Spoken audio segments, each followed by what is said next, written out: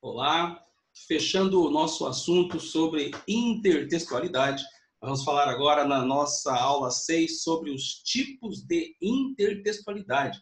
Como é que esse diálogo entre os textos acontece? Nós temos algumas maneiras diferenciadas de ocorrência desta prática da intertextualidade. Essas diversas ocorrências são chamadas de recursos intertextuais. Vamos falar sobre isso hoje. A intertextualidade pode ser explícita, ou seja, claramente você vê que está ocorrendo ali uma intertextualidade, ou implícita, ou seja, ela pode ser observada por meio de determinados recursos. Que recursos são esses? A paráfrase, citação, epígrafe ou a paródia.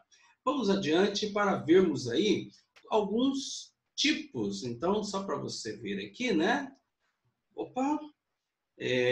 Pode ser explícita, algo explícito, algo claro. Implícita, algo que, embora eu não esteja vendo claramente, sei que está ali. Tá? Esses elementos explícitos ou implícitos, eles poderão ser observados por meio da paráfrase, um tipo de um recurso intertextual, pela citação, um recurso intertextual, pela epígrafe, também recurso intertextual, ou pela paródia, recurso intertextual. Vamos adiante, então, conhecer algumas desses recursos, dessas ferramentas. Olha só, gente, paráfrase. O que vem a ser, então, uma paráfrase? A paráfrase é a recriação. A paráfrase é a explicação ou um resumo, como você bem quiser, tá? Dizer, de um texto mantendo-se seu sentido original. Não tem aquele momento que você conta algo, né? Você ouviu uma história e você conta essa história, mas conta com suas palavras? Não tem aquele momento que você na escola está fazendo ali a sua redação, não é? Fazendo, aliás, um fichamento, um resumo, e você acaba contando, se o professor falar, não é para você copiar o texto, tá? É para você resumir, dizer com suas próprias palavras. Você está fazendo uma paráfrase. Talvez o exemplo mais famoso de paráfrase que nós tenhamos, um dos mais famosos, já que são vários, é esse aqui, ó. Nós temos o poeta Gonçalves Dias. Gonçalves Dias, um poeta do romantismo, um poeta do romantismo, tá? Que escreveu o famoso Canção do Exílio. Tá aí um trechinho dele, um poema que ficou muito popular no Brasil, escrito em 1843. Nosso céu tem mais estrelas, nossas várzeas têm mais flores, nossos bosques têm mais vida, nossa vida mais amores. Esse é o trechinho do Canção do Exílio, do Gonçalves Dias, escrito em 1834. Alguns anos, né, mais tarde, 1909, essa letra ganha outro significado, ela é parafraseada no hino nacional brasileiro, em 1909, letra do senhor Joaquim, é um poeta também, tá? O Joaquim Osório Duque Estrada. E nós temos, então, do que a terra mais garrida, teus risonhos lindos campos têm mais flores, nossos bosques têm mais vida, nossa vida no teu seio mais amores. Perceba que os elementos do poema foram parafraseados no texto do Joaquim Osório Duque Estrada. Esse é um exemplo de paráfrase. E a citação? O que é a citação? Um outro recurso intertextual muito importante, tá? E que tem aí, para que você fique melhor localizado, trata-se de uma transcrição do texto fonte, o texto original, ou parte desse texto original. Tá? A citação, portanto, ela será muito importante, inclusive nas redações que vocês são convidados a escrever, a produzir durante as provas do Enem. Vamos a um exemplo de citação pertinente, né, explícita nesse caso aqui. Olha só, no Enem de 2016, o tema da redação era Caminhos para combater a intolerância religiosa no Brasil. Uma aluna chamada Larissa Cristine Ferreira escreveu um texto valendo-se do seu conhecimento literário e fazendo uma citação muito bacana, não por acaso. Ela recebeu 1000. Durante o texto dela, ela vai citar ainda filósofos como Durkheim. Ela fez um texto esplêndido. Mas vamos lá. Título do texto, Orgulho Machadiano. Ela começa logo na introdução, gente. Sensacional. Brás Cubas, o defunto autor de Machado de Assis, diz em suas memórias póstumas que não teve filhos e não transmitiu a nenhuma criatura o legado de nossa miséria. Tá? Então, na primeira linha, ela já faz essa citação, tá? Muito pertinente. E aí, para você entender a pertinência da citação, eu vou terminar a introdução aqui. Talvez hoje ele percebesse acertada sua decisão. A postura de muitos brasileiros frente à intolerância religiosa é uma das faces mais perversas de uma sociedade em desenvolvimento. Com isso, surge a problemática do preconceito religioso, que persiste intrinsecamente ligado à realidade do país, seja pela insuficiência de leis, seja pela lenta mudança de mentalidade social. E é claro, né, gente, eu não vou entrar aqui nesse contexto dos meus colegas de redação, mas quando ela falou aí nas leis, é porque naquele ano o repertório, os textos que vêm para auxiliar, traziam ali uma série de leis relacionadas a esse tema. Ou seja, a ideia aqui é mostrar para você a citação, e no seu caso especialmente, a citação literária, conhecer obras literárias, poemas também, pode ser muito interessante para você em uma redação. Vamos adiante. Epígrafe. Parece difícil esse, mas talvez seja o mais fácil, gente. Porque a epígrafe, por exemplo, quando você está diante de um texto, alguns poetas gostam muito disso.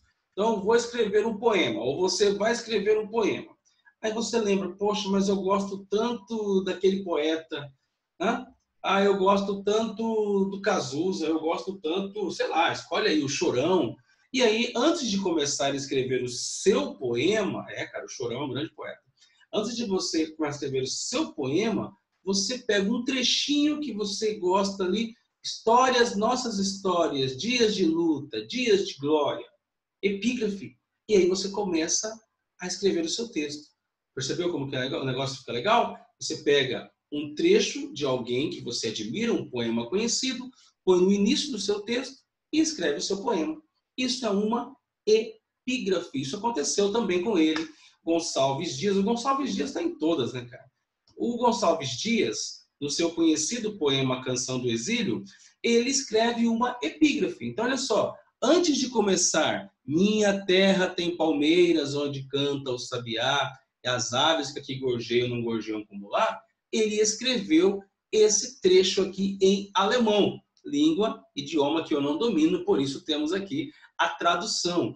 Uma nota, né? A epígrafe é uma citação com cortes, tá? Ou seja, você não precisa falar na íntegra, com cortes da primeira estrofe da balada Mignon, e diz assim: conheces o país onde florescem as laranjeiras? Ardem na escura fronde os frutos de ouro? Conhecê-lo? Para lá quisera eu ir.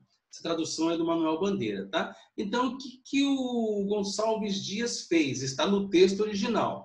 Ele pegou um trechinho, tá, de Goethe e fez o seu famoso, popular, eternizado Canção do Exílio.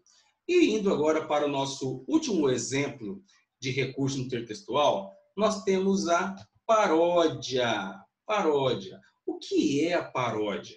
Gente, paródia é uma nova versão que tanto pode ser crítica como pode ser irônica acerca de um texto. Geralmente, a paródia reúne esses dois elementos: a crítica a partir da ironia, ou a ironia e a crítica para atingir determinado grupo, para discutir determinado assunto. Eu poderia ter pego uma série de textos ou de imagens, mas eu trouxe uma obra, tá? Temos aqui, talvez a paródia mais provocativa dos últimos tempos. José Saramago, esse é o autor. e ele escreveu esse livro, o Evangelho segundo Jesus Cristo. Talvez uma das paródias mais, como eu posso dizer, perturbadoras, não, mas mais polêmicas dos últimos tempos. Por quê? Porque ele escreve um livro fazendo uma paródia de um livro sagrado. Saramago vai parodiar os Evangelhos de Jesus Cristo. Só que ele vai colocar nesse livro um Jesus Cristo comum, um Jesus Cristo inseguro diante dos projetos de Deus para ele, um Jesus Cristo que acaba tendo ali uma vida comum com Maria Madalena. Esse livro causou muitos escândalos, tá? Eu coloquei ele aqui só para mostrar, porque às vezes a gente pensa que para ter uma paródia precisamos de versos, de uma letra. Às vezes uma obra inteira pode representar uma paródia. É o caso de O Evangelho segundo Jesus Cristo. Ok? Tudo certo? Bom, gente, vamos aos nossos exercícios. Vamos lá. Exercícios. Sobre a intertextualidade explícita, podemos afirmar que... Lá, deixa eu tentar dar uma fechadinha aqui. Pronto. Podemos afirmar que ocorre de maneira velada, sem a citação expressa no texto-fonte, cabendo ao leitor reativar informações em sua memória para perceber a intertextualidade. Gente, cuidado, tá? Ocorre de maneira velada, ou seja, não está claro. Isso seria uma intertextualidade implícita. B. Ocorre apenas nos textos poéticos, não sendo admitida em outros gêneros, como o gênero anúncio publicitário. Falso, gente. Pode ocorrer tanto em um gênero quanto em outro. Vamos lá. C. Ocorre somente por meio de paráfrase e paródia do texto-fonte. Será, gente? Só em paráfrase e paródia? Nós falamos de outros textos aqui, né? Vamos seguir para ver o que vai dar. D. Trata-se de um plágio do texto-fonte. Muito cuidado, tá? Não é plágio. Paródia, citação, epígrafe, paráfrase são elementos, ferramentas, recursos intertextuais que podem ser utilizados, ou seja, eles são legais. E ocorre a citação da fonte do intertexto, podendo ser encontradas nas citações, nos resumos, resenhas, traduções, além de estar presente em diversos anúncios publicitários. Olha a abrangência de opções na alternativa E em relação à alternativa C. Portanto, gente, não há sombra de dúvidas, tá? A alternativa E é a nossa correta. Grande abraço para vocês, espero que vocês tenham entendido e gostado da aula. E até o nosso próximo encontro. Tchau, tchau.